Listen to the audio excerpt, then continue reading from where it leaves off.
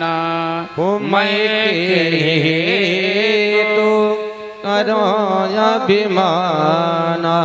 राम जी ने कहा मैंने छुआ टूट गया, मैंने तोड़ा नहीं है।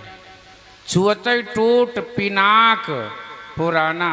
अच्छा ध्यान देना, राम जी ने धनुष नहीं कहा, पिनाक कहा है। इसके पीछे भी कारण है। ये जो धनुष है ना, ये दधीच महाराज के हड्डी से बनी हुई धनुष है। महाराज दधीची जी ने जब अपना वो वज्र बनाने के लिए अपनी अस्थि दे दिया था, उसमें से जो बचे थे उसी से ये धनुष भी बनाया गया था। तो धनुष उसकी जो अस्थि थी सौंप दिया था किसको? शेषनाग जी को। शेषनाग जी को सौंप दिया। बोले तुम्हारी हुंकार से, क्योंकि बहुत लंबी 100 फन है, तुम्हारे श्वास से ये हड्डी मुड़ जाएगी तो धनुष बन जाएगी। अच्छा दधीची महाराज का मृत्यु तो हो गया था पर मुक्ति नहीं हुई थी, क्योंकि उन्होंने परहित से अपना शरीर त्याग दिया था। ध्यान देना, अकाल मृत्यु हो जाती है तो मुक्ति नहीं होती है। वो जीवात्मा का जब तक यहाँ का समय था उससे पहले चला गया, अब वो भटकेगा या कोई विशेष प्रयोजन करो तो मुक्त हो जाएगा।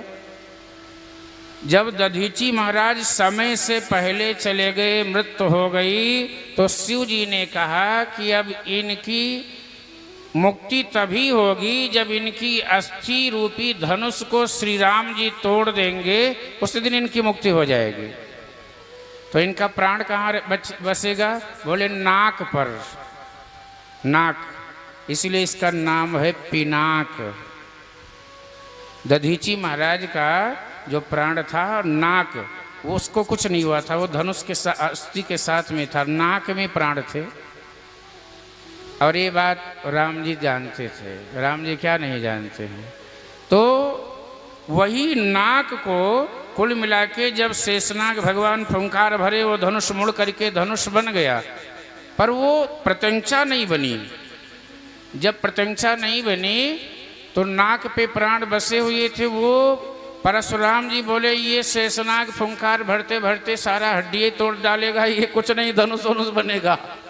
उठा ले गए परशुराम जी, और जब लेकर के गए तो उस पिनाक को प्रत्यंचा के पास लगा दिया और जनक जी को दे दिया कि इस धनुष की संभाल रखना। क्योंकि परशुराम जी ने प्रत्यंचा चढ़ा के नाक वही, पिनाक वही लगा दिया। बोले देखो जो इसको तोड़ेगा समझ लो फिर उसके बाद तुम्हारा काम खत्म, तुम्हारी बेटी का विवाह होगा और तुम्हारा हमारा काम खत्म। जनक जी और तुम्हारा हमारा दोनों का काम खत्म रहेगा, बस केवल राजा बने रहना और हम केवल परशुराम बने रहेंगे। ये बड़ी सारी कथाएं हैं। तो आज राम जी ने कहा छुअते टूट पिनाक, इशारा किया। परशुराम जी साधारण नहीं, परशुराम जी समझ गए कि कुछ हेतु है, पिनाक शब्द कहा। फिर जब बहुत सारी बात हुई, परशुराम जी ने कहा तो मेरी बराबरी करता है।